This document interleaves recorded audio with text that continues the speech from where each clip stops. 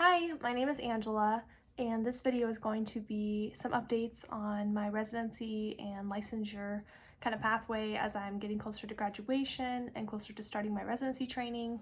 I'm just doing this YouTube channel just so I can have casual weekly chats with anyone who wants to hear about how a current pharmacy student going into residency training is preparing and kind of my process and journey through that. So if you're interested in that, I would recommend that you subscribe or keep on watching or like my videos so that other people can see it too.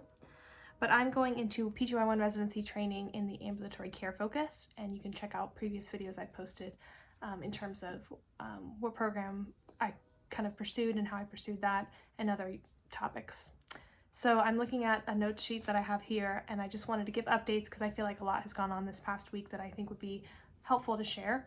I got my contract for my residency program, and I kind of had a mini meeting with the program director and a couple of the leadership members at the residency program I'm going to, and kind of asked some questions, which was great, and they kind of gave me an overview of what the next steps would be. So now I'm going to be getting an email from them where I get to rank what rotations I want, and also keep in mind that I want to do PGY2 ambulatory care training so I can kind of set up my rotations, which will hopefully allow me to be competitive for applying for PGY2 residency programs. Already thinking that far ahead, it's just you kind of have to. And then what staffing options I would want. So I do have staffing in my residency training, most do.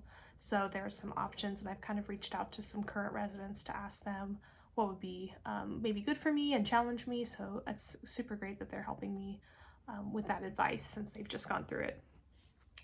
And then I'm starting to prepare to get licensed and to take my exams. It is expensive to start that process of applying and taking your exams, and it is kind of crazy how expensive it is. So National Association Boards of Pharmacy, or NABP, which I'll put a link to that in the description of this video below, but NABP is where you go through to register for your NAPLEX or your clinical exam, and then each of your law exams. And then you're going to go to your individual states that you're getting licensed in and apply to be a pharmacist in that state and go through their application process. And once you have both NABP and the home state or the state you're in are going to fulfilled and completed, then you get an authorization to test and actually schedule the exams. So for me, I had 1 NAPLEX and 2 MPJEs. I want to get licensed in my home state and the state I'm going to go do residency training in. So they were $100 each, so that was $300. My home state licensing cost $100, and then the state I'm moving to cost around $100, I think. I'm not totally sure, but somewhere around there. And so once I get to schedule my exams and get that dual approval, my NAPLEX will cost $475, and each state MPJE will cost $150, so $300 for me. So it's just around $1,300 or more just to get licensed and to get my exams taken, which is kind of crazy when I think about it, but it is what it is. And I just wanted to share kind of the cost breakdown for this year of 2021 for anyone who's curious. But I also paid to get some study materials for the state I'm moving to. Their MPJE. It cost about $100 to get study materials for that, and I felt that that was what I needed versus going just directly to their law because I'm not a law expert. So not that everyone has to do that, but I thought it'd be helpful. Current residents also gave me study advice and tips and recommended that book and gave some of their study guides, which was also very helpful. So if you're a resident or student going into residency, just ask the past residents. They can be so helpful in giving information. I just love that.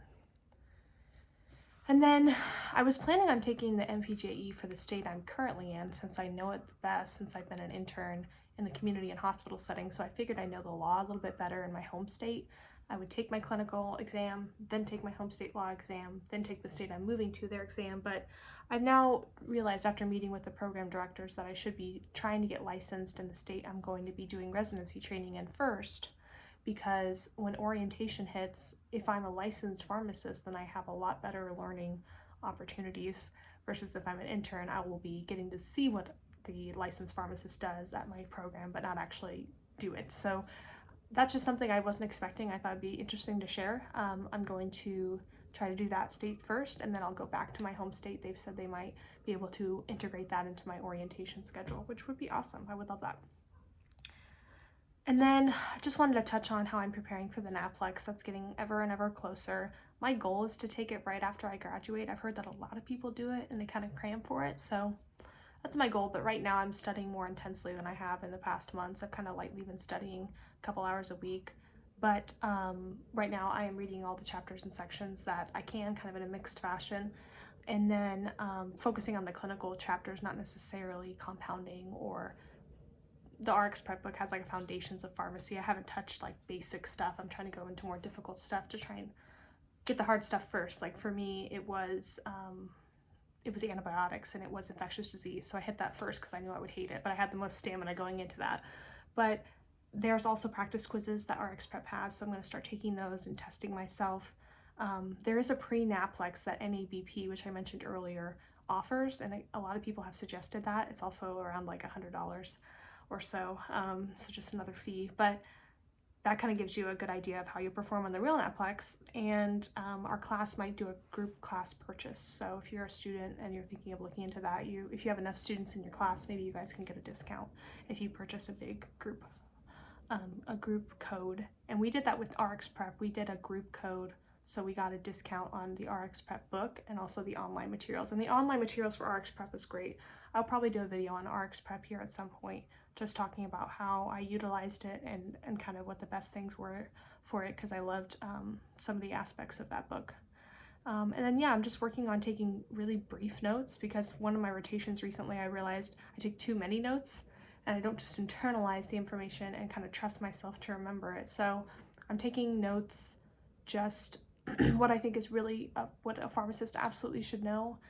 Maybe some more detailed from there, but the NAPLEX is probably not going to ask me super detailed information about every single disease state, right? It's just testing to see if you are competent as a pharmacist, not if you're super proficient and excellent, just if you're competent, and show that minimal competency. It's a pass-fail this year as well, which was a change.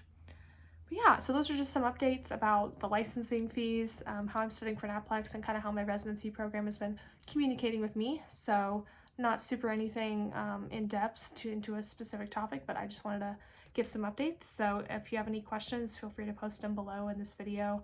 Like the video if you liked it, share it with your friends who think it might be helpful, and let me know if there's any other topics you guys think would be helpful for you to hear. So I'll see you next week.